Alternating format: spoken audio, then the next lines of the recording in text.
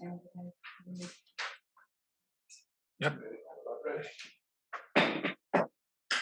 I will call to order a special call city council meeting on Monday, October the 18th, 2021 at approximately 5:30 p.m.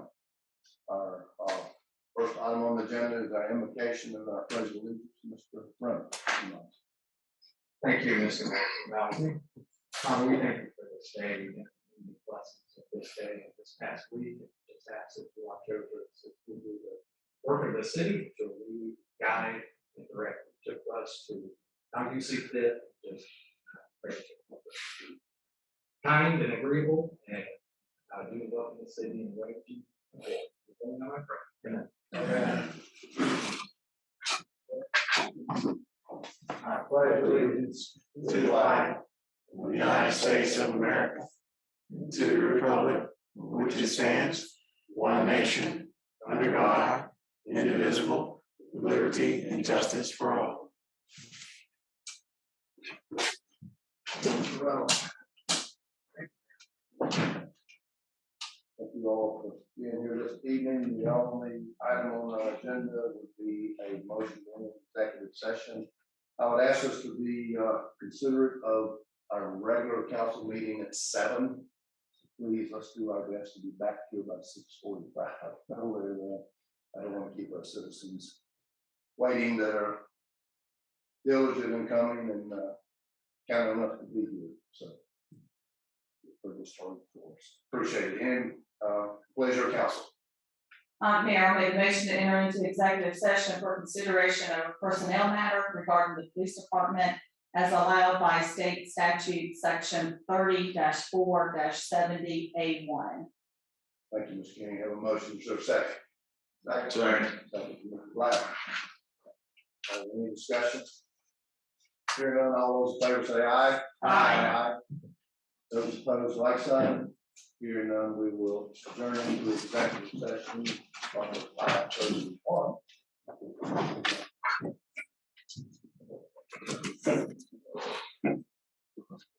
Everybody in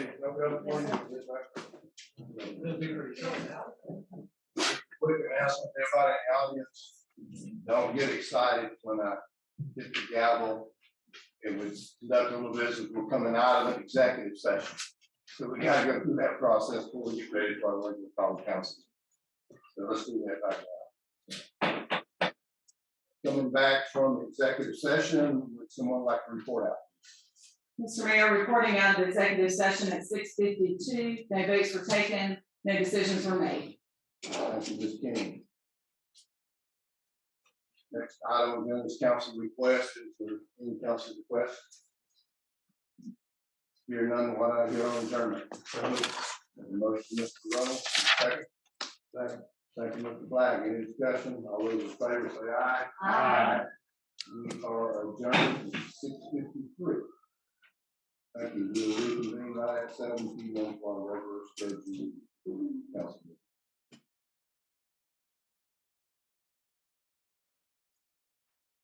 All right, I will call to order our regular monthly council meeting of October the 18th, 2021 at 7 p.m.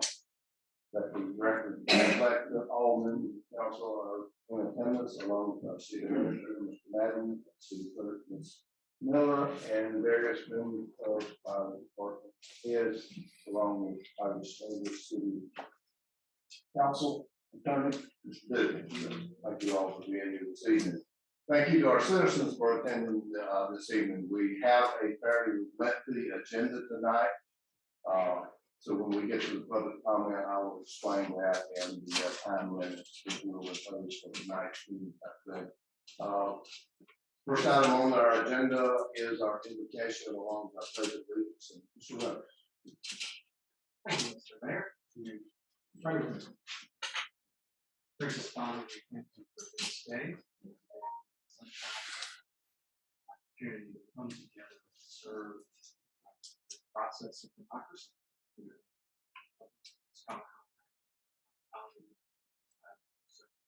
For the country in which we live, that we reflect, Father, on September 11th, on last month, reflect the tragedy of events that occurred today. Tragedy, other tragedy.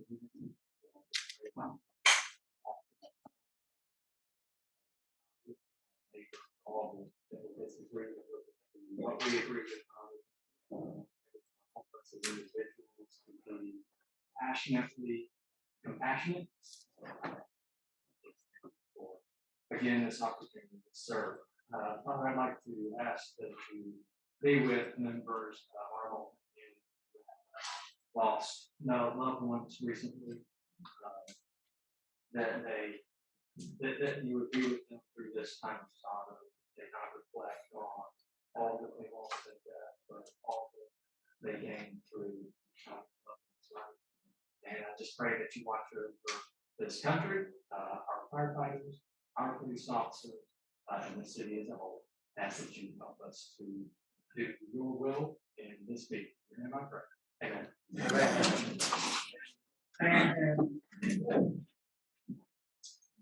To the flag of the United States of America, and to the republic for which it stands, one nation, under God, indivisible, with liberty and justice for all.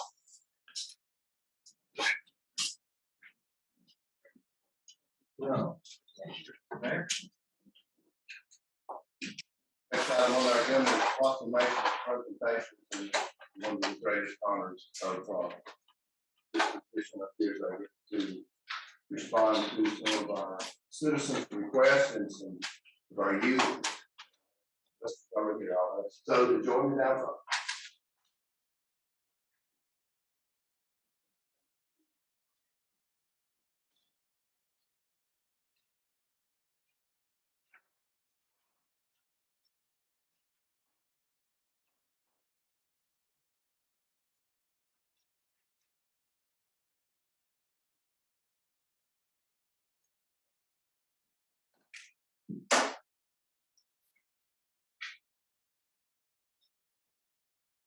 Whereas Rett syndrome is characterized by normal early growth and development, followed by a slowing of development, resulting in repetitive hand movements, slow brain and head growth, problems with walking, seizures, and intellectual disability. And whereas children with Rett syndrome have 6 to 18 months of apparently normal development before developing severe problems with language and communications, learning coordination and other brain functions, with more than half of those affected losing their ability to walk. And whereas Rett syndrome is almost exclusively found in females and affects an estimated 1 in 9,000 to 10,000 females.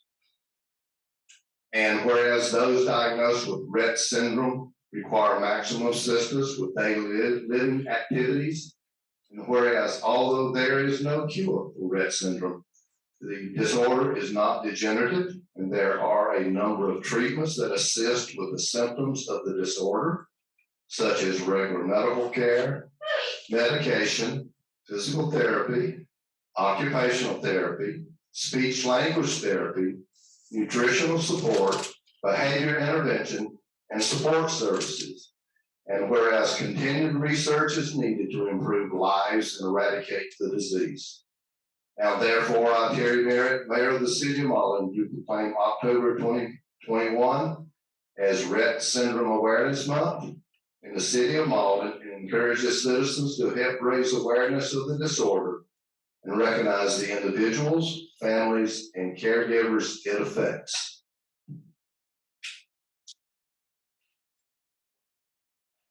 I want to give this proclamation to a member of our community. Her family is here, who've been longtime residents and business owners of this community. And I'm gonna let her have the pleasure of introducing the grandfather and the star of this show, her little sister, Rose. So, Zoe.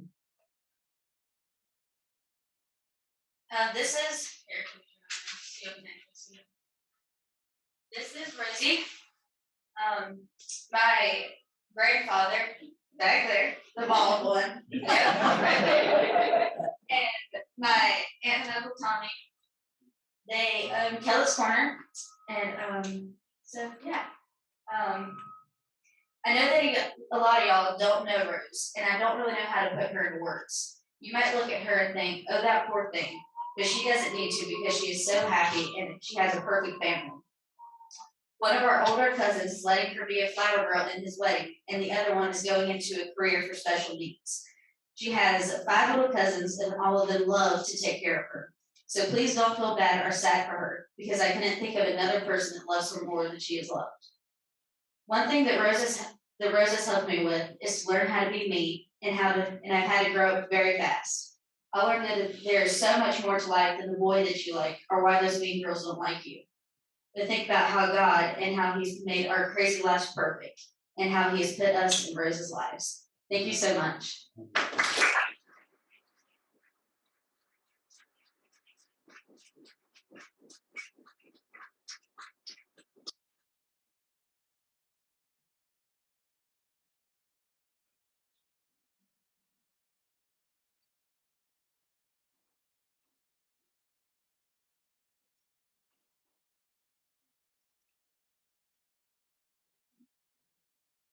Thank you all.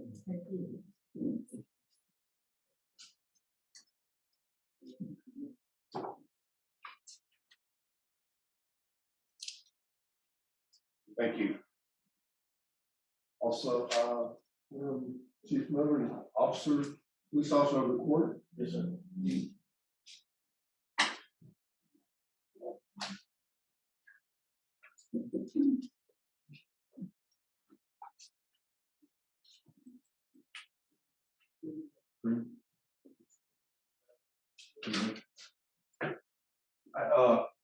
Mayor, Council, this is Detective Smith. He's our officer reporter for the 3rd quarter of this year.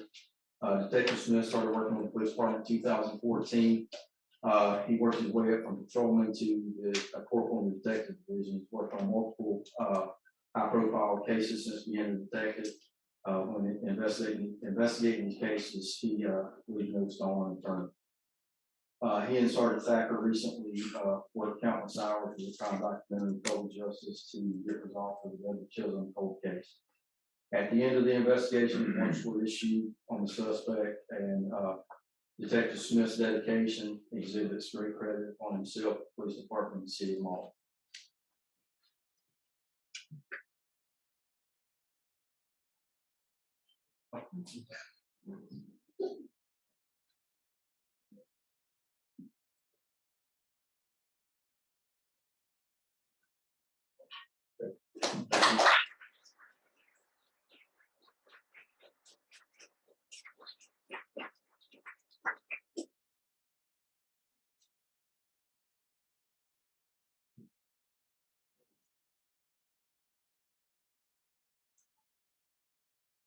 As we get into our normal reading, normal agenda items, reading and approval of minutes, what I'm trying to say.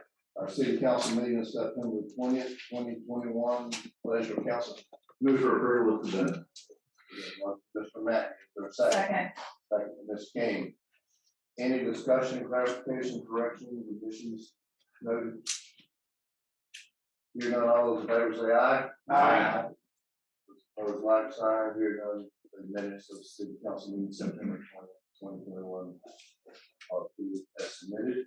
Special call council meeting October 7th, 2021. Motion to approve as submitted. Second. Motion is clear, the second by Mr. Matney. Any discussion? Hearing none, all those in favor say aye. Aye. Those opposed, like sign. Hearing none, special call council minutes of October 7th are approved as submitted. Now we come to our first section of public comment. This public comment section is reserved for items that are appearing on the agenda tonight. That business signed up for here. Due to the nature of our agenda tonight, we'll limit comments to 3 minutes. First speaker tonight, Mr. Monroe Free.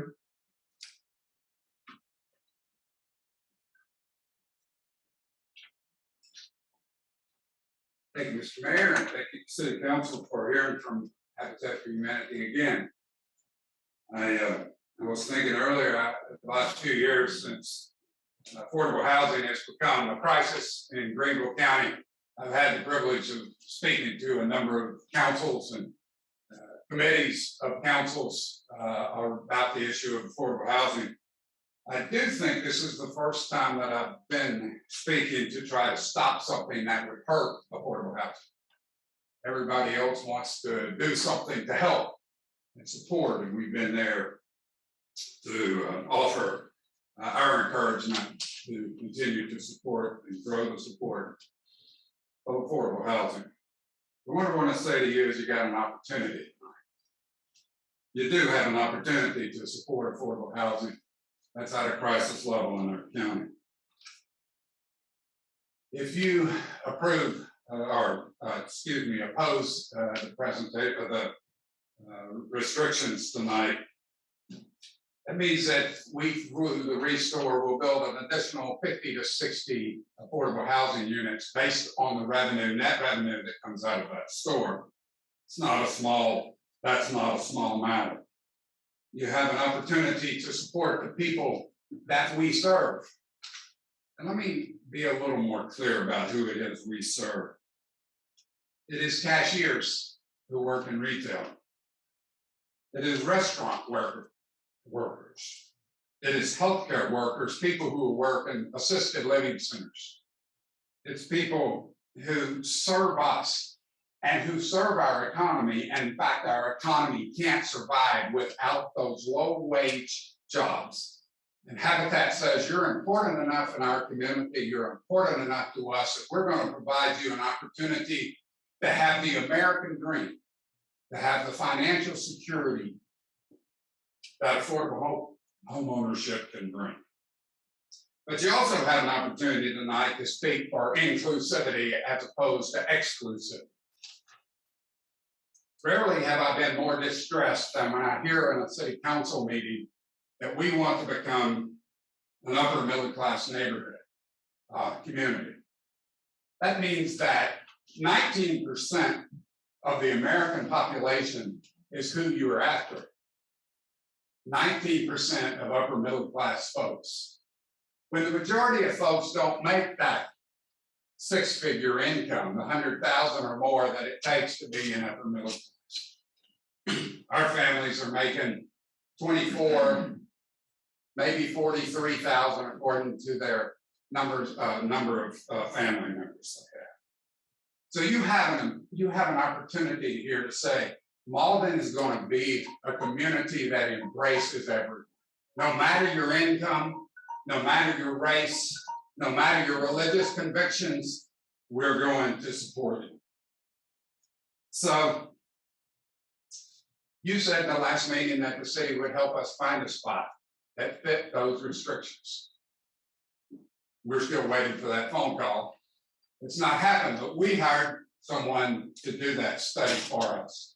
There simply is not a place in Greenville and in Mauldin that fits the descriptions that you put in your amendments. It's not there. And the planning commission knew that. The planning commission said, this doesn't work.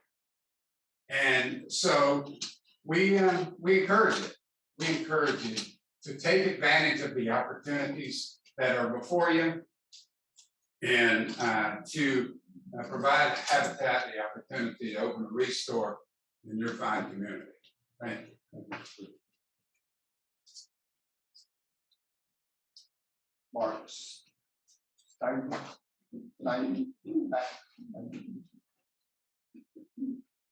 time. Steam back. Steam. And before I begin, let me apologize for my quick departure. I have two sons playing football tonight, and I'd rather not miss the second half of that first game, more than the second game if possible. So I'm gonna make my comments and I'm gonna slip out. I'd like to address a couple things that I heard as well on behalf of first off, as someone who works for Habitat Community. We were told it wasn't about Habitat, but that's not true. You all discovered what was going on as Van Broad communicated with the property owner. You discovered that we were going to go in there. And curious that 2 weeks later, Mr. Broad called the property owner and said they, including talking about the city, was gonna do whatever it took to keep us out of there. So it seems to be about us. It seems that the salt's coming out because of us. You said you'd help us find a spot, as mentioned. Mr. Broad hasn't called us, but he's had the time to reach back out to the property owner and offer the city's help to find a great client for the Bilo location. And let me just tell you, that didn't go over well with property owner. You also said you must think about what your constituents want, what's best for them, but you're reversing the unanimous decision of the planning committee, who's made up of private citizens of the city of Mauldin. Their response to these 2 restrictions were that they were arbitrary and unnecessary, and voiced support for our store in that location. But let me just step back and take it on a personal note as a resident of Mauldin, and as it relates to the town center being the reason why Habitat's not being allowed to come here. I heard the leader of this city say that he wants Mauldin to be an upper middle class community. So my question is to you, where does my family go? Where do I go? Where do my wife and 4 boys go so that we'll be welcomed into a community and seen as an important part of it, as opposed to being one of the too many of us who are already here? Why am I no longer welcome? Ms. Kuzniar, I remember specifically when you walked up in my front yard during the last election, walked right up to me. You talked about how proud you would be to represent me on this council. How important it was that families like mine were in Mauldin. What's changed? I want to live in a community that values everyone, no matter what race, religion, or socioeconomic background. I want to be able to be proud of the community that I live in because of its willingness to see everyone as important and welcome. Because of what has been said by the mayor and Mr. Matney, this vote sends a strong message to my family and many like them here in Mauldin about who this council thinks belongs in this community, who is welcome and who is not. You were right, the reputation of Mauldin is at stake here. Please don't remove the welcome mat from the hardworking families and important local businesses that want to be a part of this community. Thank you.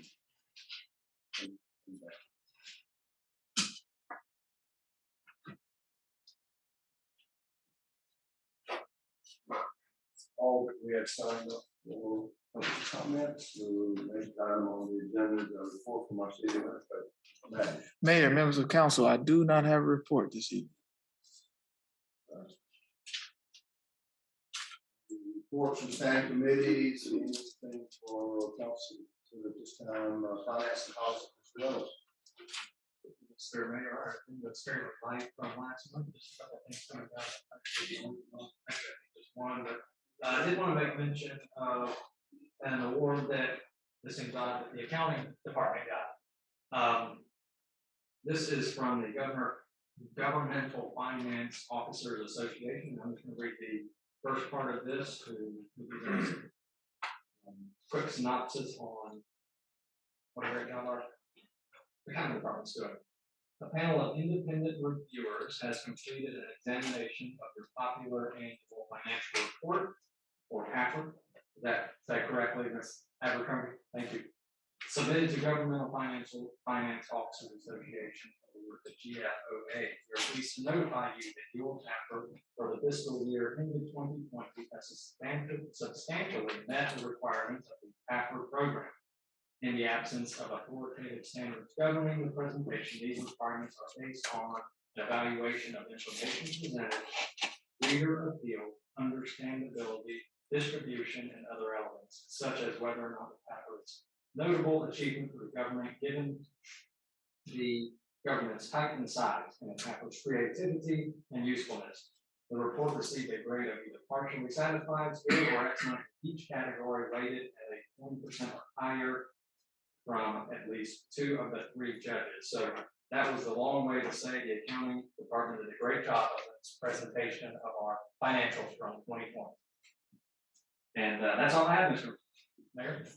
Thank you, Mr. Reynolds. Thank you. Public safety, Ms. King.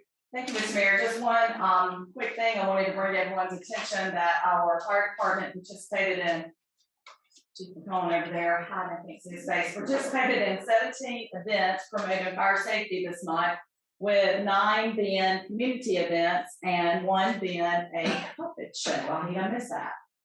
Thank you, Chief. That's all, Mr. Mayor. Thank you. Thank you, Ms. King. Public Works, Mr. Craig. Nothing at this time. Thank you. Sir, economic plan and development, Mr. Manning. Nothing at this time, Mayor. Sir, building code, Ms. Susan. Thank you, Mr. Mayor. I just want to report that in September, we had 3 new businesses open in Mauldin. And on Thursday, Aldi is open. They're bringing those and it starts at 8:45 a.m. That's all I have. Thank you. Recreation, Mr. Black. Nothing at this time, Mr. Mayor, thank you. Thank you, sir. Unfinished business ordinances on second reading, first one, no, representative. These two, next two ordinances go together. The first one is an ordinance to provide for the annexation of property owned by Bolac Properties LLC located at 2001 Fort Shoals Road by 100% petition method to establish the zoning classification of R10 residential. And this property is down the road from Robert's Cashing.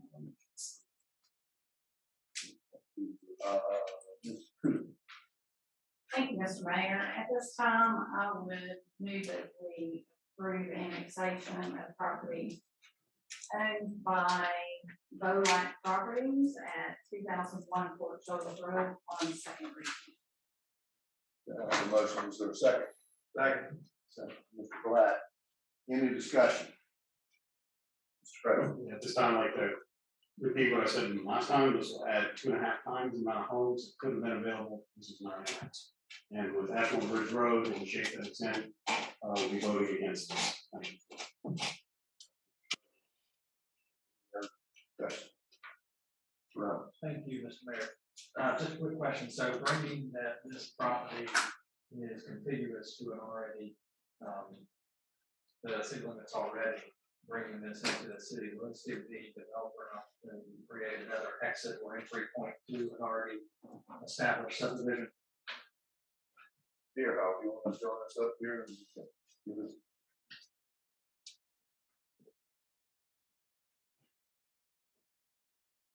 And for reference, I asked for the same reason that Mr. Frayling's concerned, but as I started weighing this, I can see this making an opportunity to actually relieve some of the traffic from National Bridge Road. Good evening, Mayor and Council. Dave Deerhawk, Director of Business and Development Services. To answer Mr. Reynolds' question, yes, it will provide the opportunity for an additional access point to the Chestnut Ridge subdivision that is been approved. The access point will be on Fort Shoals Road, directly in alignment with Reedy Fort Road. So it will be an additional access point for that outlet. Thank you, Mr. Deerhawk. Yeah, so that as I weigh on this, that was one of my concerns. I agree with Mr. Frayling that I'm concerned with bringing homes on that in that area down too quickly. But at the same time, we could be smart about the ones that are already there and already approved. Is how can we probably use that traffic? That's one of the reasons I can support this. Mr. Mayor, thank you. What else? Hearing none, all those in favor of the motion or to annex property by Bolac property at 2001 Fort Shoals Road, say aye. Aye. Those opposed? Opposed. Opposed, passes 6-1 on second reading. Next item, Ms. Moore. Second item is the ordinance to provide for the annexation of property owned by Kojak White Horse LLC and located at Fort Shoals Road and Union Church Road by 100% petition method, and to establish a zoning classification of R10 residential and C2 commercial for said property. Back to you, Ms. Kuzma. Thank you, Mr. Mayor. At this time, I would like to move that we approve the annexation of property owned by Kojak White Horse LLC and located on the corner of Fort Shoals Road and Union Church Road on second reading. Do I have a second? Second. Second, Mr. Black. Any discussion?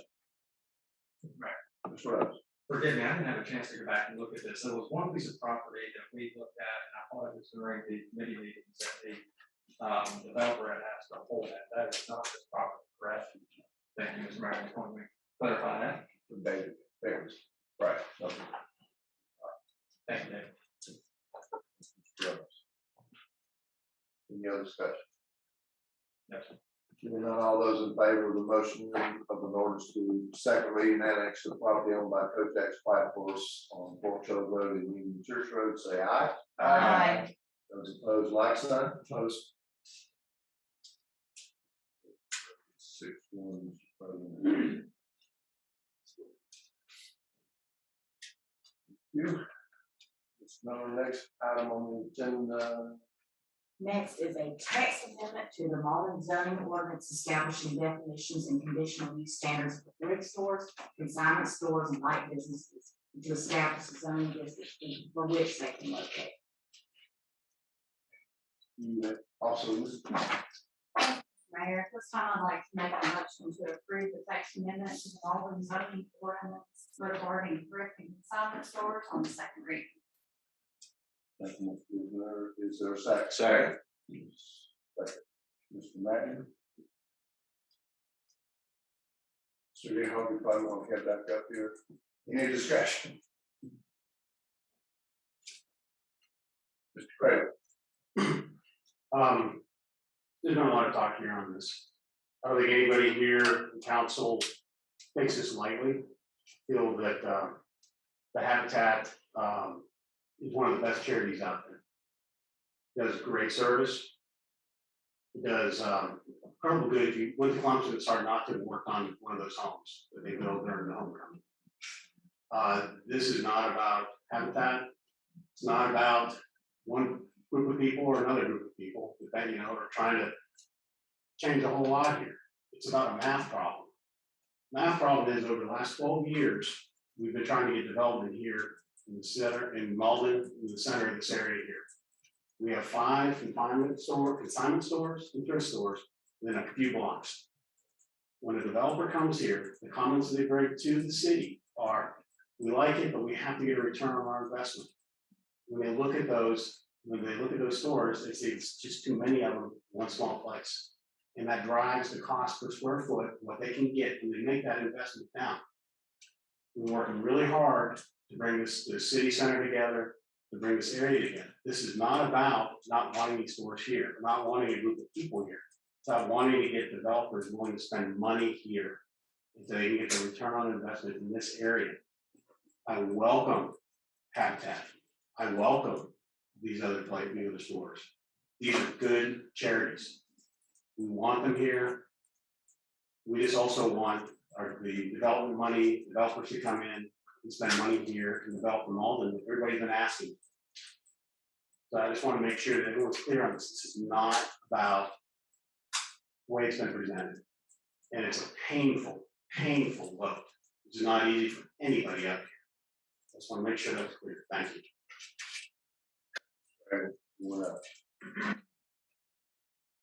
King. Thank you, Mr. Mayor. So I spoke passionately for Habitat last month, and I'll continue to speak passionately about Habitat this month. Yes, we have come a long way in this city, not only with trying to define our city center area, which is finally making some progress, but also to change the reputation of our city and our business license office, which quite frankly had a bad reputation for many years. And I've said many times, it's like your own reputation. Once it's tarnished, it takes a long time to restore that reputation. I think we're making, headway in that area, even though I do occasionally hear someone say, I'm not coming to Mauldin, they're hard to deal with. And then I have to defend Mauldin and say, no, we're not that same Mauldin. And saying that, if it's not about Habitat, then tell me where they can locate in our city.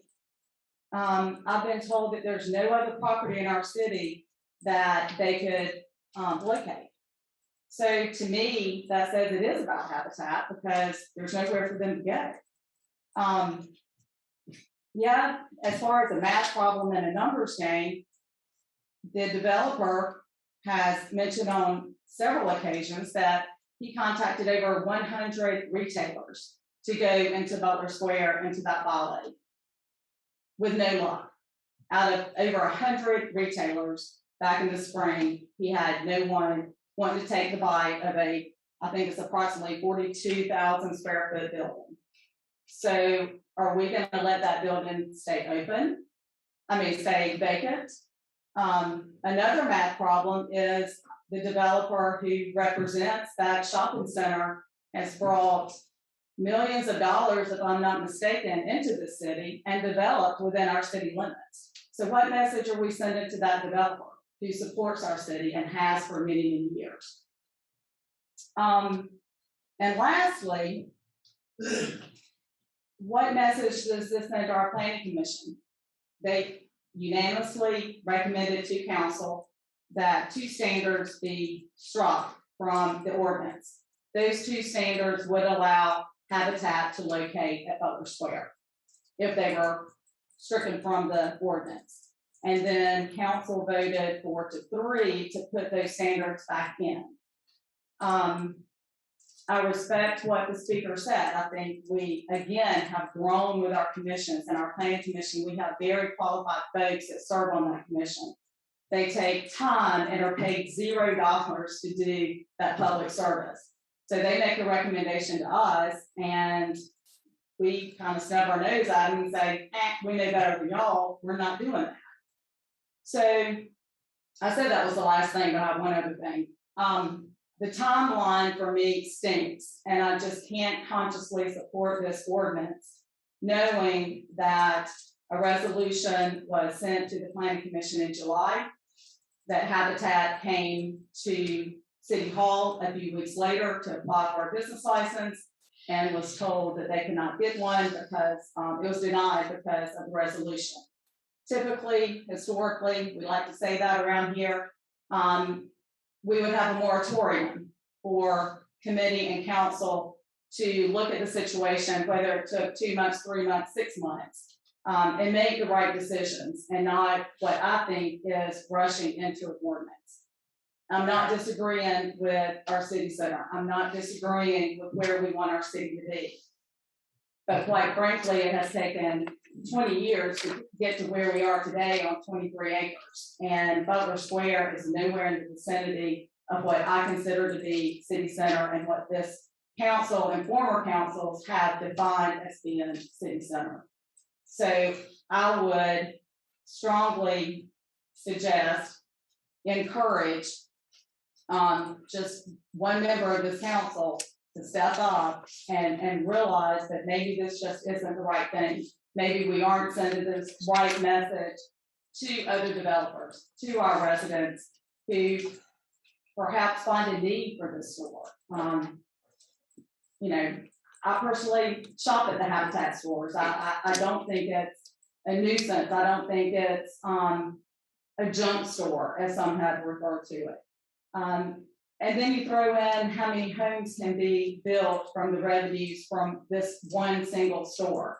I think it's projected that 2 to 3 homes just in the first year. 30% of their revenue comes from the retail sales in these stores. I could go on and on and on and on. But bottom line, it just concerns me the message we're sending to developers of who we want in Mauldin and who we don't want because they don't fit our appetite of the day. Thank you.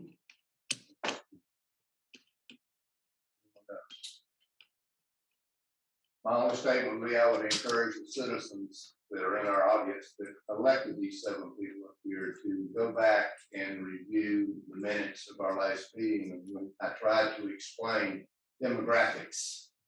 Being a Hillcrest boy, I probably didn't do that really good, but we've spent a lot of years having to change the demographic information that was published in national journals about the city of Mauldin.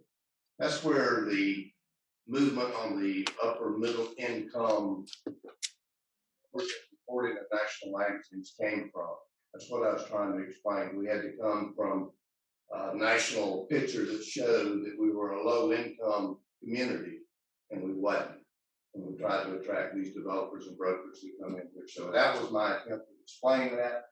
And if you'll go back and listen to the entire article, you'll hear it was talking about demographic information, which is utilized a lot by our community development director and our city planner when they meet with various members of the brokerage firms, development firms, and right around our city, and they looked at our city.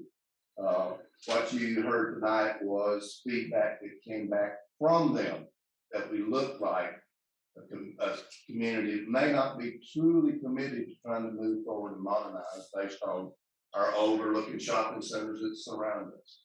So from that, that's the image that I was trying to relay, that we've been trying to change, and we're getting a lot of national interest now.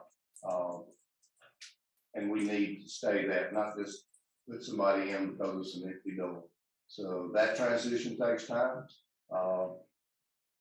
We went out and found a community development director, city planner, and we hired them. We're hearing from them, and that's consequences that was intentional. And we heard that last time too. So that person was on this council at the time. It was intentional. We got a community development director.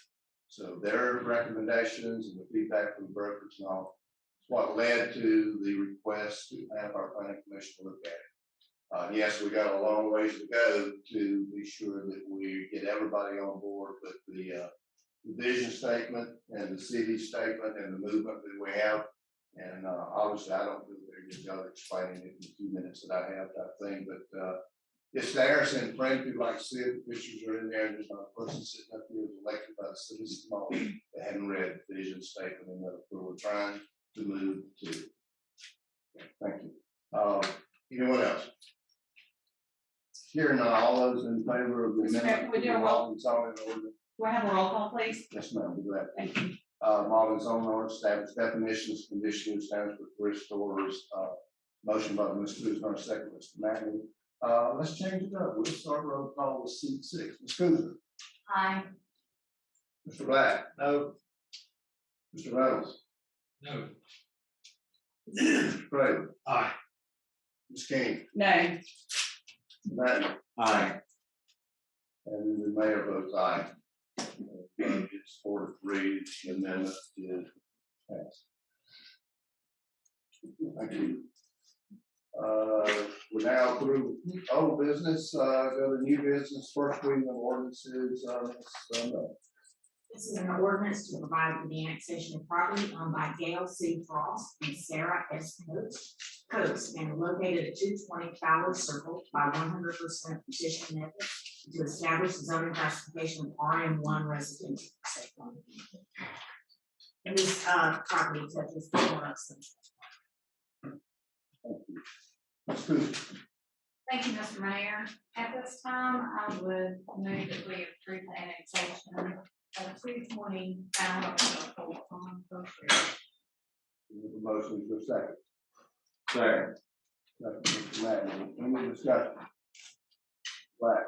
Mr. Mayor, David, correct me if I'm wrong, this, does not have a gravity flow sewage available, is that correct?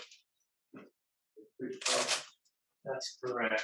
They do anticipate that they will need a lift station. And coincidentally, the property behind it off of Plant Street and like on the other street that it's on, but anyways, it's a larger tract. It also has a similar issue. We put both developers in touch with one another so that they can coordinate their efforts to plan for a lift station that could potentially serve both tracks. But there's still work to be done. So this is contingent upon a lift station and lift station being approved, correct? Correct. Thank you. Anyone else? Right, sorry. The zoning on this will change, basically the property that can host 18 to 20 homes by my calculation to 50 to 80. That's a significant increase in the number of homes. So that one I will be voting no. Right. No. These will be townhomes. I think, yes, documentation says, Right. Previously, it was owned, 25,000 square feet. per property, per home, individual home. This one changing it from individual residence to townhomes. Right, comment? Thank you. There it is. Yes, so it is for the town home.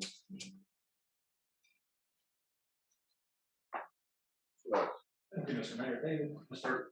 Deerhawk, all right, Mr. Deerhawk, I was right on my brain trying to figure out a chemical complex close to this. You have no idea where it's going. Yeah, and I apologize, my folder's back there, so I don't have the name of it, but just on the north side of Sunset Park, where you see the road trail side lane, that is also a town home. Okay, so just a couple hundred feet away.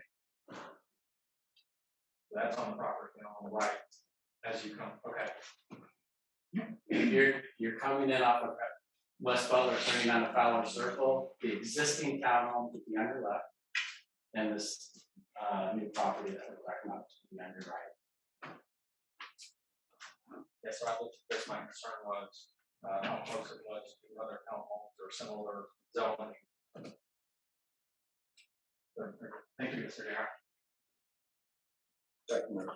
Anyone else? Just a point, I don't know if it applies to this or not, but the undeveloped property over next to Sunset Park that we own, is it not in the city? Mr. Mayor, that property is not at the city. We should consider bringing that in, Mr. Mayor. Wow. Yeah, I just saw that, I'm looking for the double dash on that, we own the property that's not in the city, okay.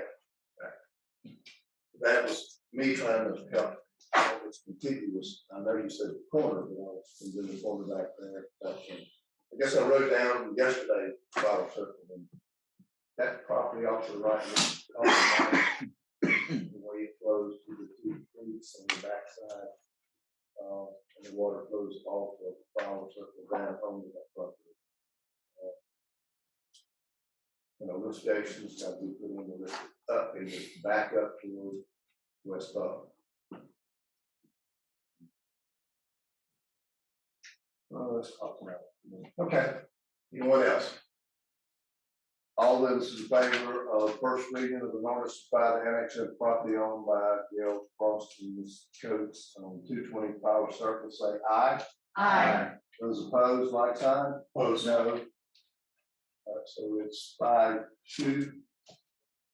First reading with the mayor and Mr. Craig. Oh, I'm sorry, it's one? Yes. Okay, 3, I'm sorry, change that to 4-3. And Mr. Rose. I've never called myself Mr. Reynolds, by the way. I'll run through the board if I have to. You're listening. Thank you. Back to you, Ms. Miller. Next is an ordinance to adopt a revised business license ordinance in accordance with the Business License Standardization Act, 2020 Act number 176. Okay, that is also coming from the school. Thank you, Mr. Mayor. At this time, I'd like to make a motion to approve this on first reading. Second. Motion and a second, Mr. Hackney. Is there any discussion? Mr. Mayor. Ms. Cooper. Thank you.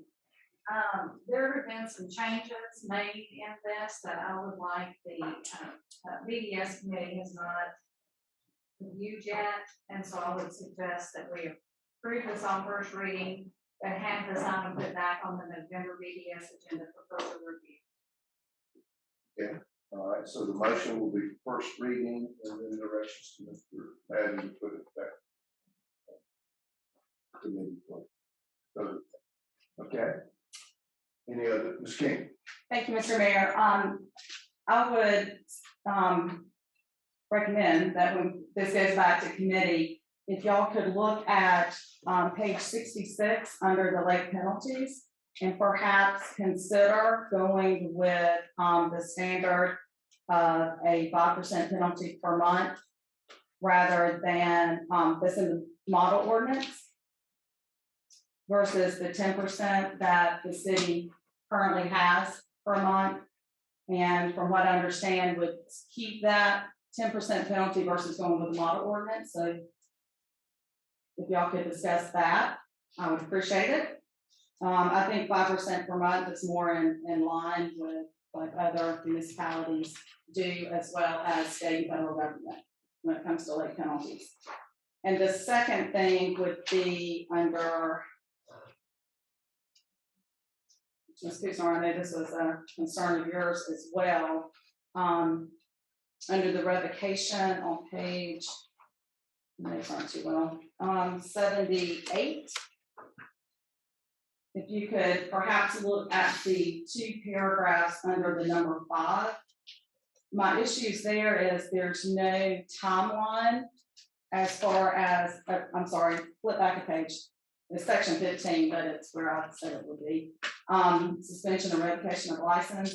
It doesn't state if the business can remain open pending a hearing, and there's no time frame. And perhaps legal could assist us next between first and second reading on that. But I think that's something that would warrant looking at as well. Thank you, Mr. Mayor. Any other discussion?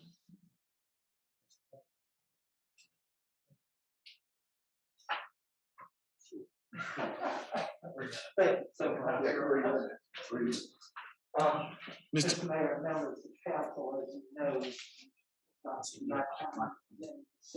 Microphone.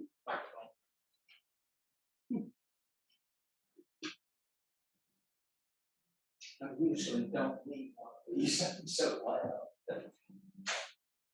Mr. Mayor, members of council, and members who of the city and interested parties.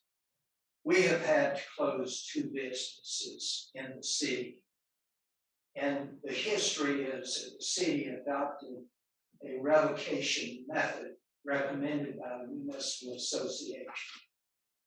And having gone through this for 2 different cities, closed businesses, I profoundly disagree with the municipal association's draft. And it does not give adequate options. And let me give you an example. We may have a business that we're having some concerns with, and we ought to be able to establish a probationary period. I mean, closing businesses is serious for the community and for the business owner.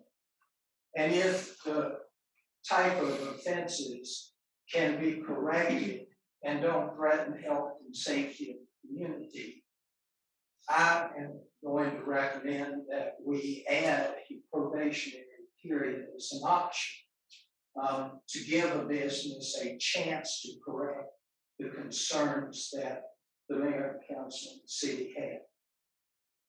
The municipal association doesn't have things like that. And as a lawyer, I'm trained in our constitutional principle of due process. But what due process really means is fundamental fairness in the process.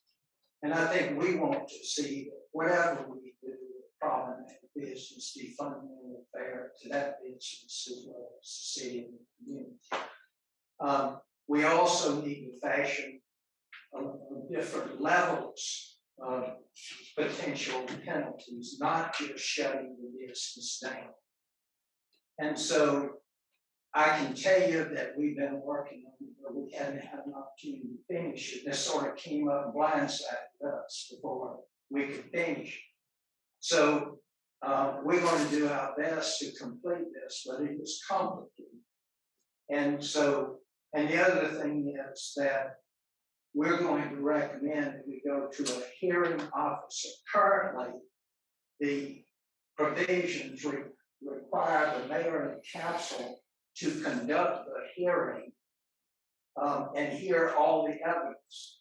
The first one I handled from Mauldin held up the mayor and council at 3 o'clock in the morning. If we had had to go through this one, it would have lasted all night. There would have been 50 or more witnesses.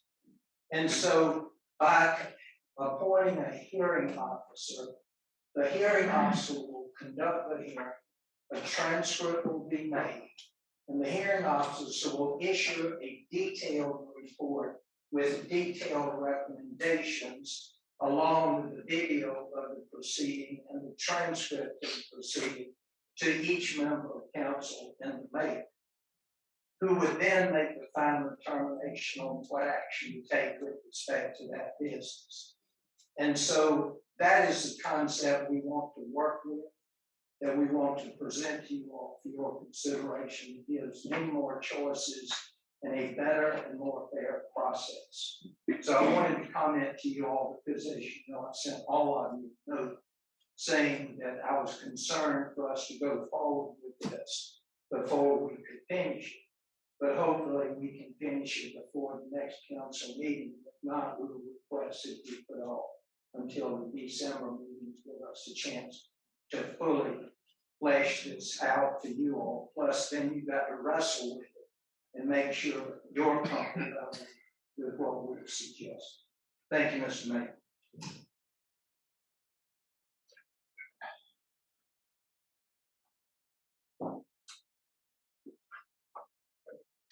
Any other concerns from council? I think a follow-up, sorry, Mr. Reynolds. Mr. Mayor, thank you. Follow up, Mr. Dugan, the short answer to what I have to say is I agree with all of that. So in between the first and second reading, I'll have to leave the on all of this, doing this short answer. Thank you, Mr. Mayor. Thank you. All right, what we have before us now, remind us, is a motion to approve on first reading an ordinance to adopt the revised business license ordinance in accordance with the Business License Standardization Act 2020, Act number 176.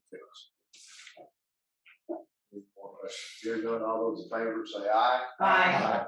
Those opposed?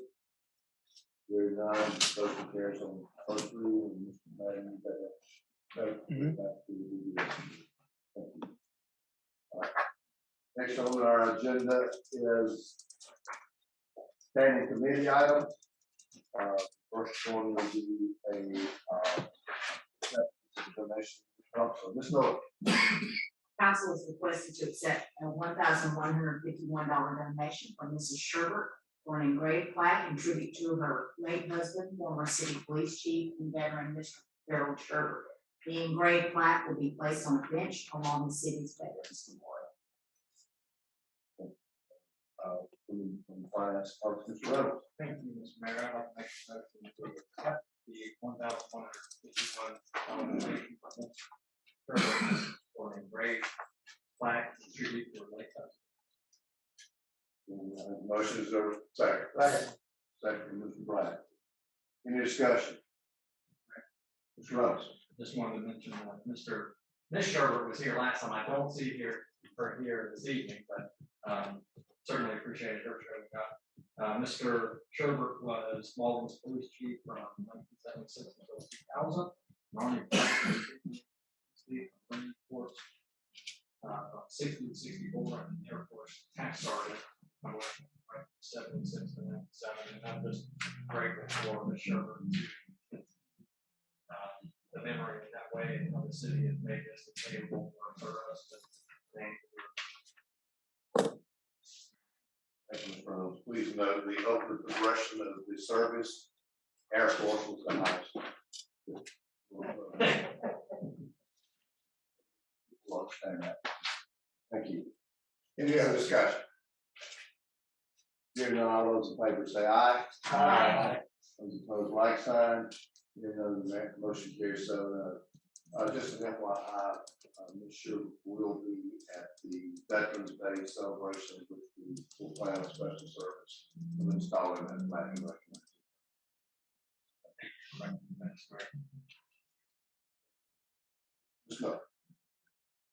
Council is requested to approve a maintenance agreement with NCDOT for the pedestrian.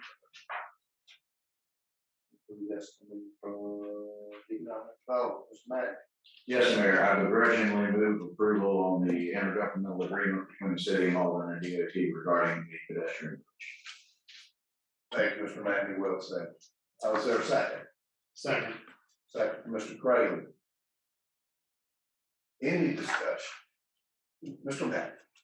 Thank you, Mayor. I know that we have discussed this at length, and we provided an amended version of this agreement to the Department of Transportation, letting them know that we did not want to assume all liability for this bridge. However, as the Department of Transportation is often wont to do, they returned it to us saying that our suggestions were rejected, and it was either we approve the agreement as is, or there will be no pedestrian bridge connecting the Swamp Rabbit Trail to Bridgeway Station and southern Greenville County. I think that the new design of the bridge makes it so that even if there is some sort of widening of 385 in that location sometime in the next 100 years, that it is wide, the bridge will be wide enough where it does not need to be moved or relocated, based on discussions we've had. So I think that puts us in as safe a spot as we can get in. We either approve it or there's no bridge. Anyone else?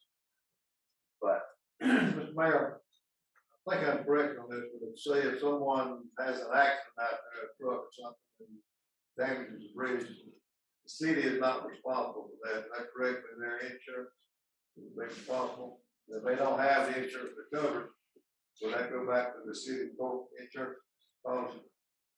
Mr. Black, members of council, the city will ultimately be responsible for the repairs. Now, the process of going through the insurance claims, that process will be, the city will go through that process, but for the purposes of this agreement, what DOT is basically saying, if somebody runs into the bridge and the bridge needs to be repaired, the city is responsible for repairing it. Now, whether they go through an insurance claim with the 18-wheeler or whoever runs into the bridge, or if we go through our insurance process that we have, the city is ultimately responsible.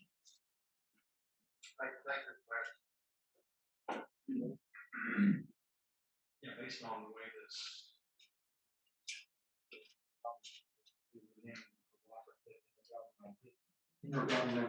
this agreement between the city of Mauldin and SCDOT, you know, the idea on most agreements is there's some both ways. Have a real issue. This is a one-way street, my opinion. You know, I share a concern with my colleague here that the longevity of this is supposed to last a long time, and the city takes a risk for a whole long time. I have some real concerns with moving forward with this. And that's all I have. Thank you, Mr. Reynolds. Mr. Craddock. Had a look at the design. I think the risk is very low. We have an issue. However, with that, still risk, and not real happy with South Carolina DOT. We're not getting zoning weight on this, but it is the only option on the table.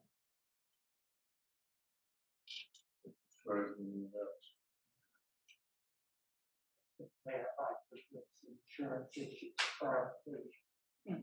Thank you, Mr. Becker. Thank you very much.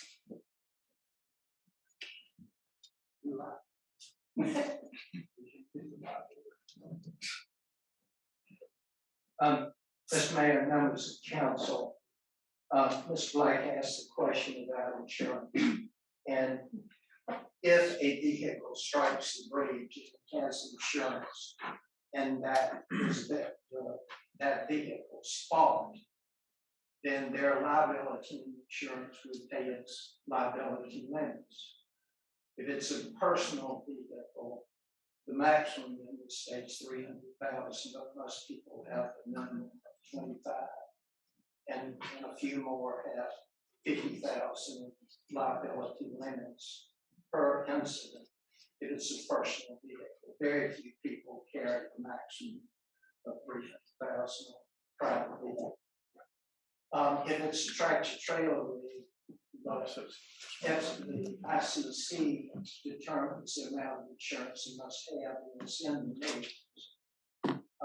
But often it wouldn't be enough if you have a catastrophic damage to this bridge covered. I am not clear about it, but I don't think our insurance through SMART would cover this. We better, if this is a concern to you all, you better get a written opinion that confirms that it's covered and how much coverage there would be. And when you think about it, the South Carolina Tort Claims Act limits liability for a governmental entity to $300,000 per person in damages, a total of $600,000 for all persons injured in an accident. So your typical coverage is $300,000, $600,000 under the state reserve and SMRF, because that's the maximum amount of liability you have, but that doesn't apply to this bridge. The SCDOT says you own it. So whatever it takes, it isn't covered by insurance, the city's liable for it under this agreement. So I don't know if Mr. Madden is inquired as to whether or not our policy would cover this bridge, and if so, how much. So that's the only unanswered question, and I do not know that our coverage would. Normally, for something like this, you have a separate policy that specifically covers this, and it may be pretty expensive.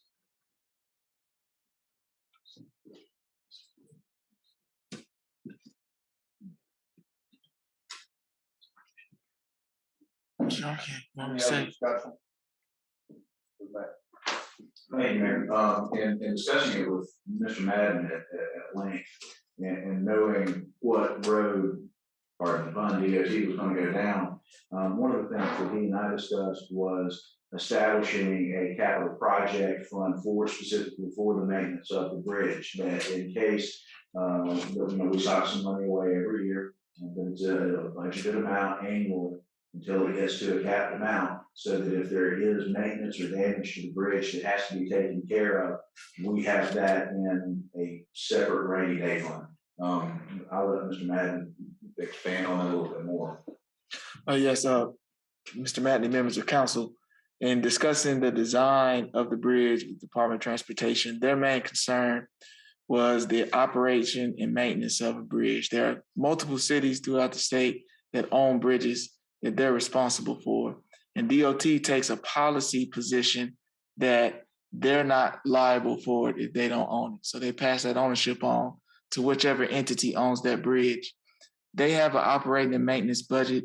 We've talked to them, and we've also talked to other cities that have bridges that are designed like this to get an idea of what they're spending every year on just maintenance of a bridge, whether that's clearing off the bridge, whether that's a precast piece of the fixture to the bridge that may be damaged over a number of years, making sure that we have some internal mechanisms in place to cover the cost so that it doesn't require the city going into its coffers to address something if the worst case scenario happens. Bridges are hit every year. Somebody runs into a bridge, unfortunately.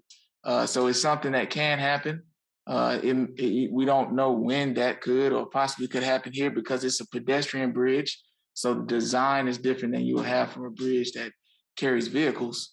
But the designers of the bridge they know the city's position that we want a bridge that will require as least amount of upkeep as possible, that's sturdy, that will last for years. And if something does happen, the bridge would not fall. Somebody ran into it. So we're working with UIG, who is designing the bridge. We'll continue to have those discussions. The council retreat next on the 28th, a representative from UIG will be in attendance to talk specifically about maintaining and operating a pedestrian bridge so that council has everything that they need to make a decision. Should council move forward with this, if amendments need to be made after talking with UIG or as we get down the line with the bridge being constructed, then we can also pick those conversations back up with DOT and request some changes. But DOT has taken a policy position. This is what they do for just every entity that owns a bridge. If the city owns it, whichever entity owns it, if something happens, it's on that entity to have it repaired and fixed.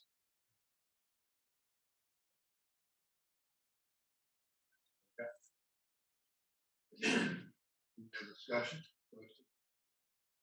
All we have before us is a motion to gradually accept the approval of the agreement with South Carolina DOT. All those in favor say aye. Aye. Those like sign. Hearing none, motion carries unanimous. Council is requested to approve staff proceeding with steps needed to facilitate the undergrounding of electrical lines in and along Jenkins Street and Jenkins Court as a component of phase 1 of the city center streetscape project. Someone also ready to vote up, Mr. Mackey? Thank you, Mayor. Move for approval. Approve, second. Second, Reynolds. Let's do it. Any discussion? Right. Mayor, on this, I have no problem with businesses, and I ain't the aerial part of this. Are they gonna be paid for to replace their underground, or would it be the business owner fence to transition from overhead to underground on their power? That's underground.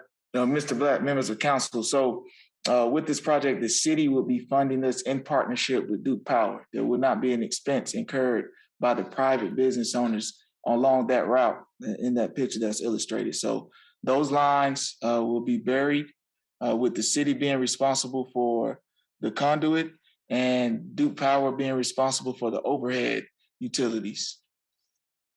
Business owners will not have an expense transition from overhead to underground if they're in the aerial part of it, be converted to underground. No, pursuant to the city's discussions with Duke Energy, the city will be carrying that cost. I said, well, hit the business owners, by the way, you got to have your power converted over. Mm-hmm. Thank you, man. Thank you, Mayor. Thank you, Mr. Mayor. Public consumption, the fiscal impact of this is about $60,000. Power will provide $5,000 match for the project. They already allocated almost $500,000. We're not using all that. So, this is another one of those votes where you look back and see supporting the city center project, and which is another step towards that city center project. In my opinion. Thank you. Anyone else? Hearing none, all those in favor of the motion to move forward with the underground or the power along Jenkins Street, say aye. Aye. Right side.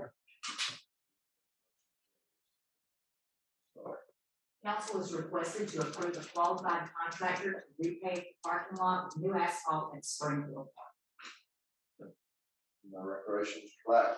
Thank you, Mr. Mayor. This came out of committee unanimous to approve this item. It came in over what the council had budgeted in the capital improvement plan to repaving the parking lot. And myself and Mr. Finlander and no one else can ever remember this section of the Springfield Park parking lot ever being repaved. It's been recoded several times, but not been repaved. So the amount that came in from the bidder ran over approximately $76,000 from what we budgeted. But I would like to move that we forward this for approval to Panagakis for $198,000. This is for the older section of the parking lot at Springfield Park. We have a motion, Mr. Black, is there a second? Second. Second, Mr. Manning, any discussion? Thank you, Mr. Mayor. There were a couple of questions that came out of committee revolving around how we can alleviate the mass amount of parking. This would be the time to relook at resurveying the entire area. We have our interim record, not really, our red record is not here. Click on that, please. They came out of town on personal vacation. And this one's slow, won't grab Shouldn't be though. Mayor and members of council, Mr. Cumberland is not here, he is on vacation.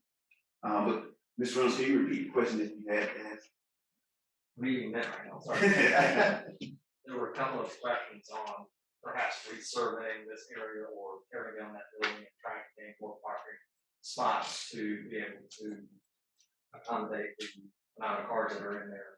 With all of your fabulous rec department things going on, there's always a parking there challenging. So this will be a great time to reconsider the layout Were you guys able to do some research on that? Yes, we done research and talked to the asphalt company and all, and found out that you only possibly get 10 to 12 extra spaces if knocking down the building. Then it costs of knocking the building down or moving the building to a different location. And I talked to Matthew about that. It's about 80,000 to remove the building, about 50,000 to knock it down, and then you have to rebuild it again. So leave it in kind of y'all hands which way you want to go with that on that end. But yeah, it'd be 80,000 probably move the building, 50,000 knock it down, and then you have to rebuild it. We can only get 10 to 12 spaces out of it. Thank you. Any other question? What, the motion for 198, is that just for the older section, or that include the section up here that, Kevin Garnett basketball? Yeah, the 80,000 was just to move that building. The maintenance shed that's on the property, that's what that's for. No, Actually, Mr. Black's motion for $198,000, how much are we paying? that'll be paving the old parking lot and parking lot area up by the basketball courts with the Kevin Garnett area. We would leave the new parking lot on when it's shut down. For the old tennis court? No tennis courts, yes. Okay. So 198, I guess, is everything that's shown here in dark blue or black. Outlined up there, right? Okay. Good job. Your motion, 198,000.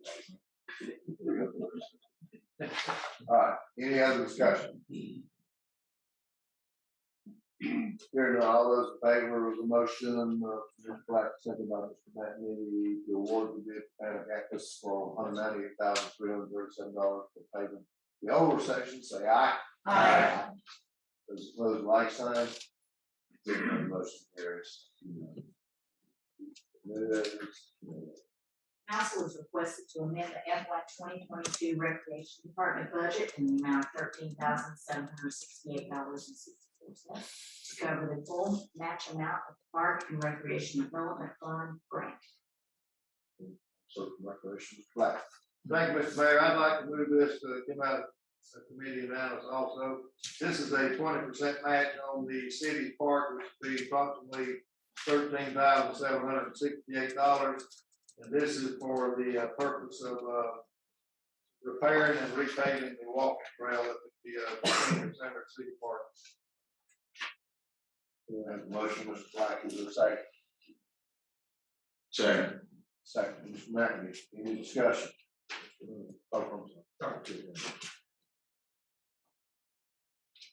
Hearing discussion, all those in favor of the motion for approval of the request for the amendment to the 2022 budget of $13,768.64, which is a 20% tax, say aye. Aye. Opposed, like sign, motion carries unanimous. That's all we have, recreation, Mr. Mayor. Thank you. Back to you, Mr. Miller. Council is requested to approve a resolution to approve a contract with Pratt Recycling Incorporated to provide recycling services for the city of Mauldin and to authorize the mayor to execute the agreement. We're coming out of public works, Mr. Kramer. Essentially, this is a overtime recycling getting more expensive. This is to cover that cost. Mr. Freeman, is there anything beyond that simple? It's an additional cost, that's the correct.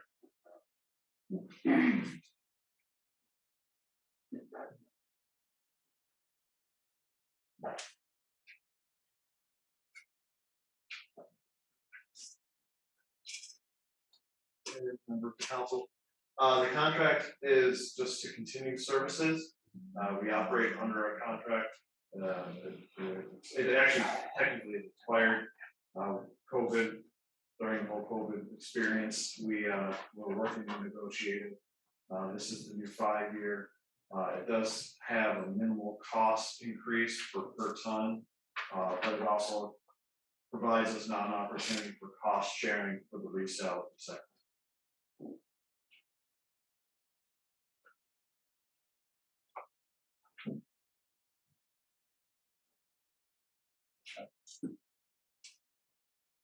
Motion. this time I'd like to make a motion to approve the resolution or approve the contract with Pratt Recycling. Motion, Mr. Frame, to approve, recommend approval of the motion to approve the resolution contract with Pratt Recycling. Second. Second, Ms. King. Any discussion? Mr. Matt. Not really a discussion, but more, but a question. This is for Mr. Freeman's, we'll get back up here. And you can nod or shake your head, maybe that's simple. But in discussions with Pratt, have there been any additional discussions about bringing glass recycling back, or does that appear to be gone for good at this point? It's gone at this point. There's kids. Okay. You want, I can tell you why, if you guys want to. No. I would be interested. All right. So, the sorting of recyclables is an automated process. And with glass, when it comes into the recycle trucks, it's compacted and it's crushed up. And so what happens is the wear and tear on the rollers and the belts and machine get chewed up really quickly with all the shards of glass. And so, for the sake of the automated process, they just take glass out of the equation. It's fine.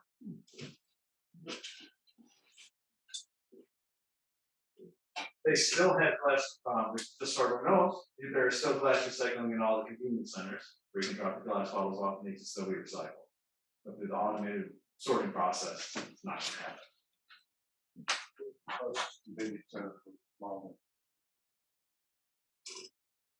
I can look that up for you.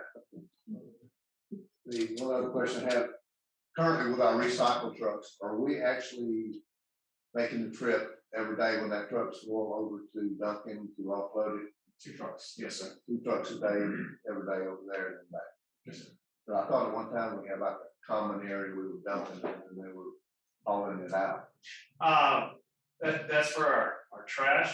We use the Publix transfer station on Mauldin Road, but it's only for trash. Recycles for us, the city of Greenville, Greater Greenville, we all have to go to Merck, which is Duncan. So that's driving Duncan some big truck. Every day. Got it. Okay, thank you. Mr. Rhodes. Thank you, Mr. Mayor. Hang on that. Yes, okay. Since there are other municipalities involved, we may contact them to make sure our pricing lines up with everything. So.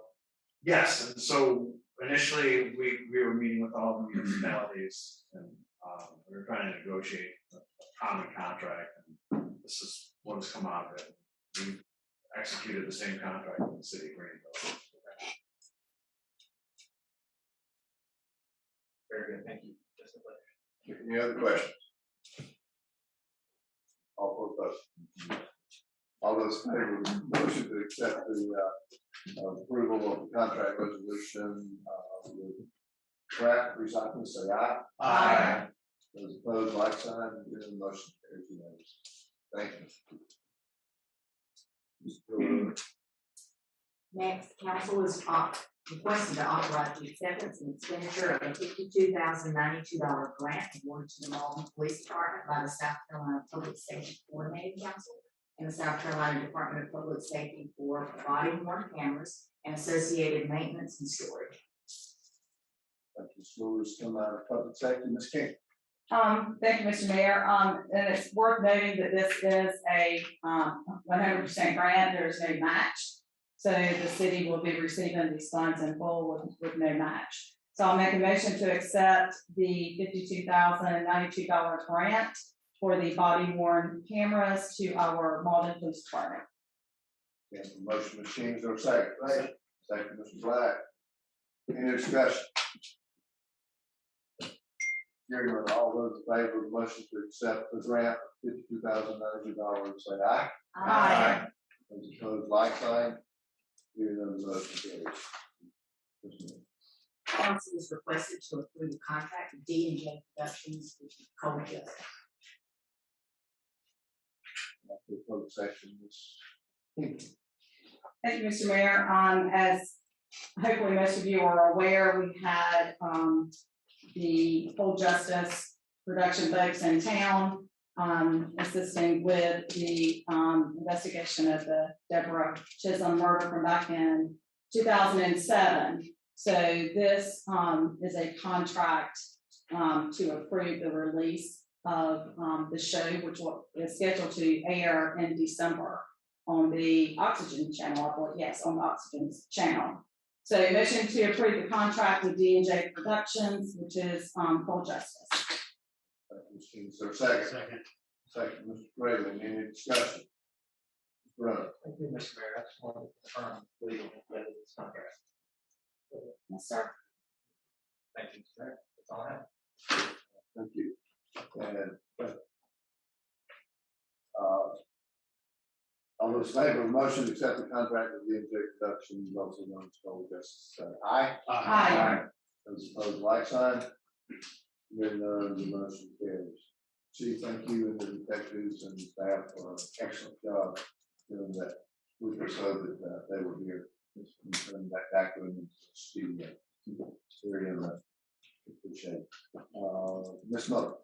Council is requested to approve an agreement with the South Carolina Department of Public Safety to receive 13 in-car video. Also, for public safety, Ms. King. Thank you, Mr. Mayor. We have budgeted in our, capital improvement, budget to, replace our entire police fleet cars over the next 3 years. So this is, an agreement for us to receive 13 in-car video cameras. So I'll make a motion for us to accept, and approve the agreement for the in-car video camera system.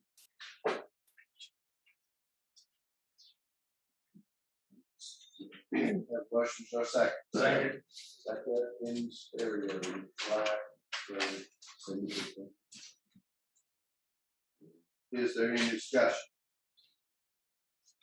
Hearing none, all those in favor of the motion to accept the agreement, second Department of Public Safety for the 13 video camera system, say aye. Aye. Opposed, like sign.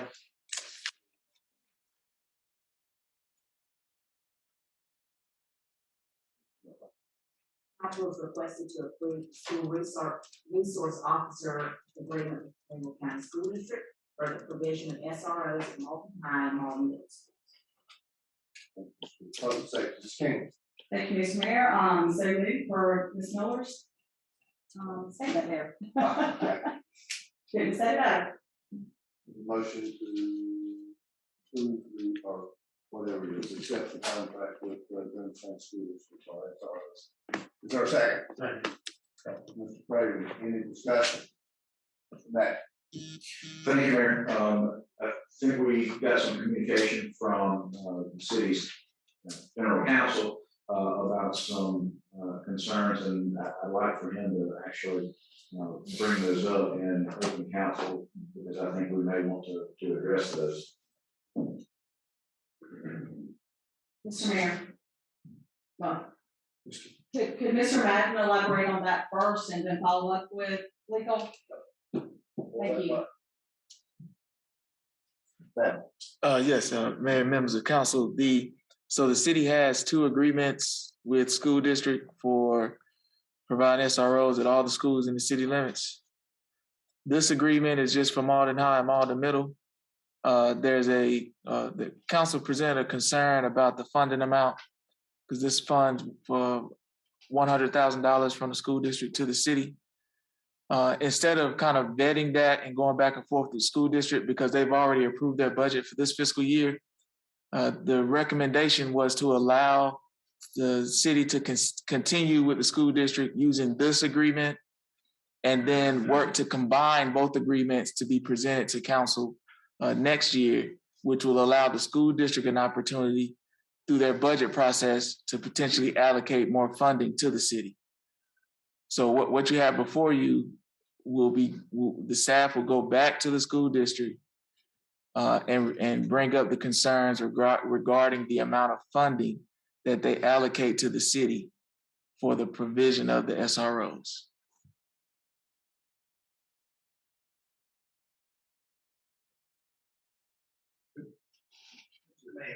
Mayor, we had this issue come up earlier this year and had a conversation about it. And the reason why is this contract calls for automatic renewals, which I despise and don't recommend to begin with, because it's hard to monitor it when your city administrator or your finance director leave, and it may be missed in the diary to look at it before it automatically renews. And so I generally say, why not 1 year contract, so every year you get a chance to look at it. But this contract calls for 5 additional years after the first year automatic renews. And it doesn't provide for any increase to cover the city's increased costs for those officers. So unless something changed between now and then, you're going to be paying anything above the 100,000 6 years from now for those officers that got bonuses, increased base pay, extra costs for insurances and fringe benefits. So, my reaction to this is the conversation should have happened before this school year started. And right now, this provision says that this contract is good for 1 year, which takes you after the school year starts. So again, unless we have a conversation well in advance of the school year starting about what the cost will be for the next year, then we will end up in the same situation that we're in right now, where we've been providing officers for several months without an agreement being approved for. And so there are several ways to do that, which is to go to a contract that expires at a designated time next year and be renegotiated before the next school year starts. And that's an option that you all have available to you. So we don't have this happening. And then the renewals, if you decide to go with automatic renewals, in my view, and I put this in my proposed changes to this contract, is that they pay the city's actual costs for its officers every year to cover our costs. The school district went to the sheriff's department a number of years ago to try to get them to provide all of the SROs. And they said, good, pay the actual cost every year. The school district refused to do it. And so basically they're passing on part of the cost for their police officers to the city. And I just wanted you all to understand this, and that if we go with this contract, and we don't change it before the end of the year, because this binds you until 1 year from now. And the school year's already started. So, if you want to back that up so you negotiate this deal before the school year starts, then perhaps this contract also expires on June 15th. And then this forces them to negotiate with us. And we look at the actual cost, if you all want to go that route, rather than eat this extra cost to the city every year for the benefit of the school district. And that's your decision to make. But I wanted you all to understand this. And that if you go with automatic renewals, we need to provide that at some point that is diary to pop up well in advance of the time we renew it, to determine if y'all want to renew it as is, or notify them we're not going to renew it, and have them negotiate a new deal with it. But the reason this came to my attention earlier this year is because it came to everybody's attention. We were eating losses for the officers we were provided under the previous contract. So that's what my concern is, but it's your decision to make whether you want to accept going forward with the school district's request you pay part of these officers' costs. It is good for the city's relationship with the schools, but it's really your decision to make as to whether, in order to have that benefit, you want to be part of it. And I just to add, to don't want to muddy it too much. On page 147, packet. Provision number 10, termination without cause. There's a 90-day notice that the city will have to provide. The city's discussions with the school district, we've already explained to them that the city's position is that we would renegotiate this agreement to merge both agreements into one. It is the intent of staff to submit that 90-day notice in the spring of next year. That way, they know that the city will not renew this agreement, and then we can work towards having one agreement to cover all of the schools.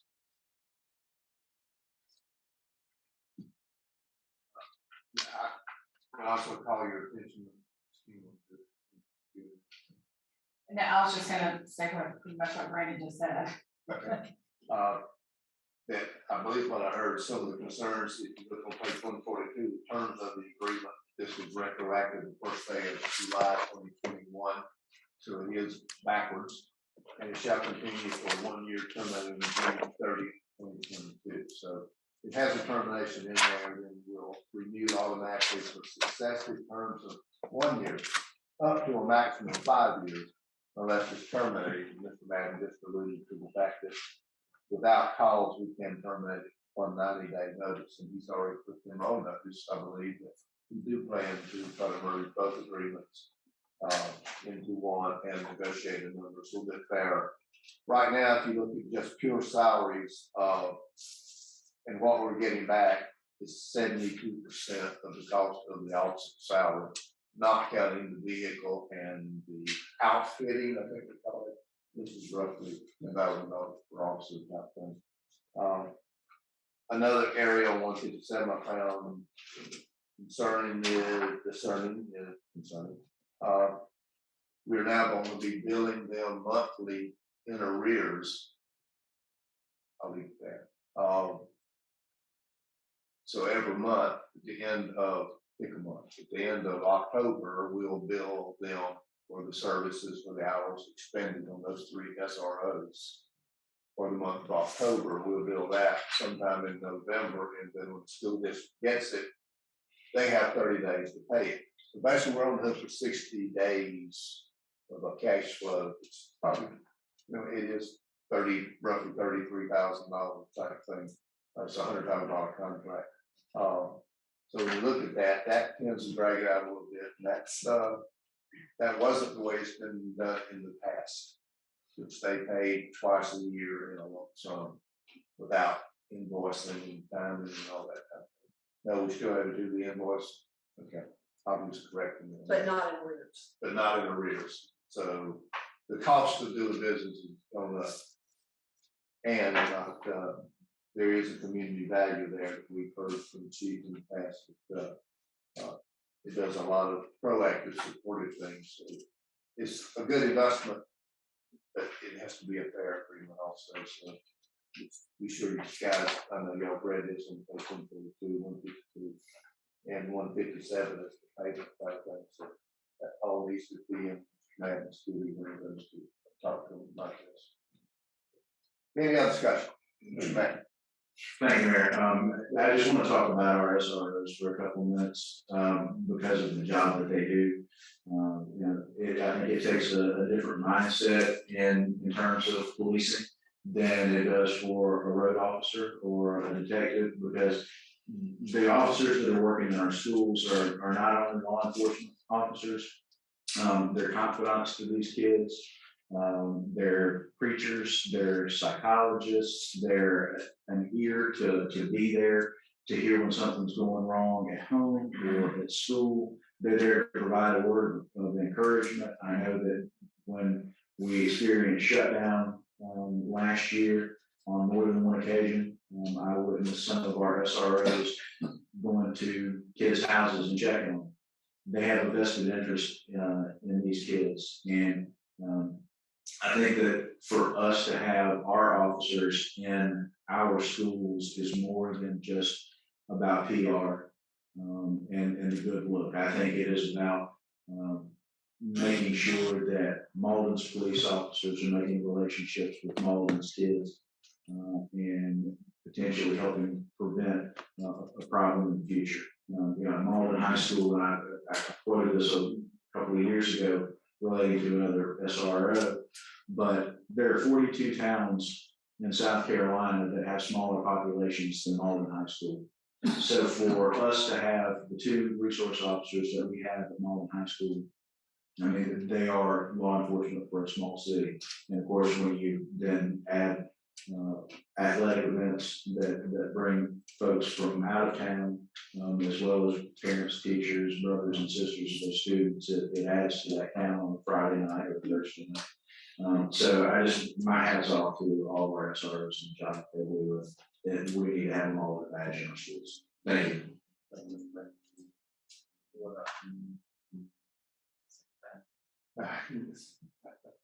All right, all those in favor of the motion to accept the agreement with County School for our SROs, say aye. Aye. Opposed, like sign. Hearing none, the motion carries. Go.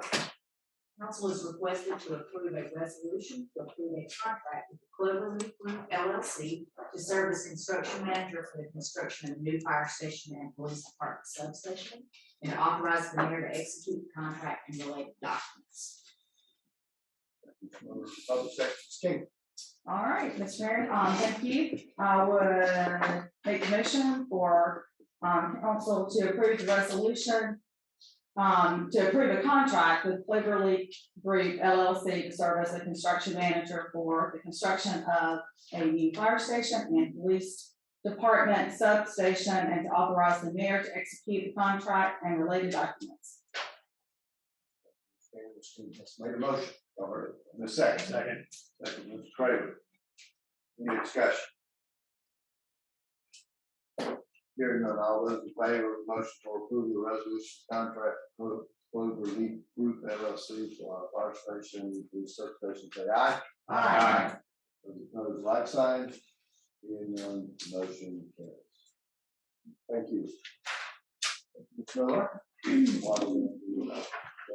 Next item is coming before us as committee of the whole, pleasure of council. We would need a motion for to consider the appointment of chief of police and using the informal method. It's time to make a motion to appoint interim chief. Well, we need to get committee of the whole first. At this time, I'd like to make a motion to go to committee of the whole. Second. Motion, Mr. Craven, second, Mr. Black, is any discussion? Hearing none, all those in favor of the motion to enter into the committee whole using the informal method, say aye. Aye. Like sign. Hearing none, we're in the committee of the whole to the item on this appointment. Now, Mr. Craven. This time, I'd like to make a motion to appoint interim chief George Miller as chief of police in Mauldin.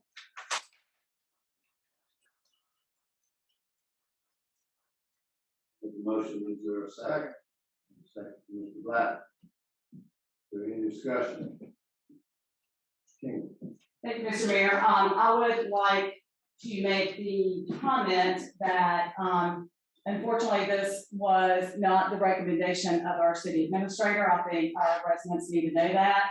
We have a process that was put into plan back in March that council, we didn't have to vote on it, but no one disagreed with the process that started in March. And it has led us through the roadmap to this point. So our job as city council members is to approve or disapprove the appointment of department heads recommended by our city administrator. That's not the case tonight in this committee of the whole. So I just have an issue with the motion that is made because it goes outside of what we traditionally do out of respect for our form of government. Yes, sir. Mr. Reynolds. Thank you, Mr. Mayor. Yeah, to follow up what my colleague Ms. King had to say about this. I have a concern that under committee of the whole this item, the city does a great job throughout the process. You're not making a recommendation here, which is odd to me, but it's come out of your committee. It's something to be tangled with a good bit. So this is, you know, been a humbling experience to me. I've shared this with some of the individuals as well as others. Going through the process of talking about gentlemen who have given their lives to public service. You know, we interviewed gentlemen with probably 80 years, 75 years of experience in public service as law enforcement officer. Mr. Mayor, that's actually older than you, I believe. But we took a panel of guys who have given dedicated entire careers to being public service. And so for me, that was a humbling experience. I've had a chance to hire a couple of department heads throughout the city, through my time in the city. And this again was just a unique experience in a lot of ways, not just because of the process, but because of the people that were involved. So all that to say, you know, I've had talking to one of my kids, we were talking about M&Ms, right? So, you know, the question came up, which color M&M do you like more?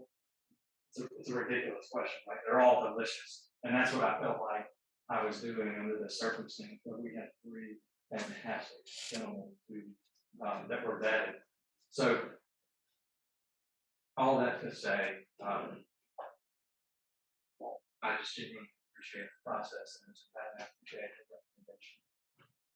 That's all I have, Mr. Mayor. Thank you, Mr. Reynolds.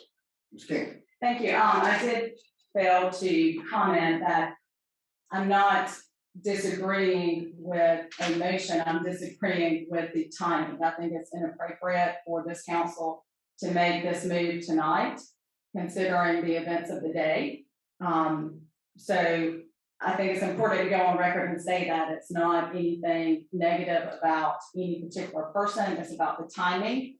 And for me, I think this council needs to regroup and evaluate what has happened, not even over the course of 24 hours, but it's been since 5:30. So for me, I need to digest everything that has happened today and respect the process and our city administrator that leads our city, and it's his job to make a recommendation.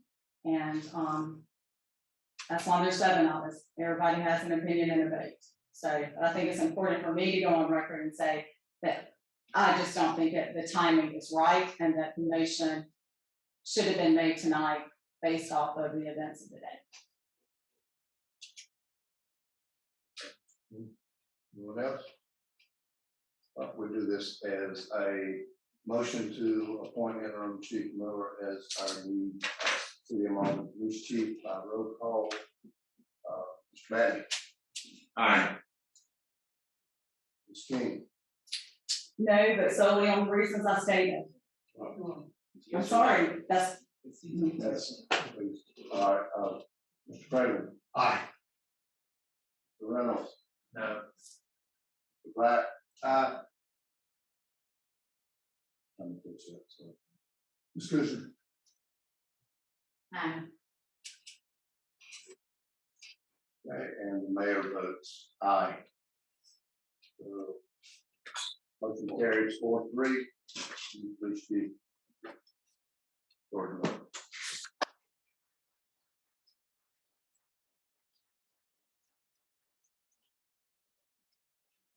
Now to public comment. Everyone's on that. Council concerns. What is the pleasure of council adjournment? Mr. Reynolds, second. Second. President, second. All in favor, aye. Aye. We are adjourned.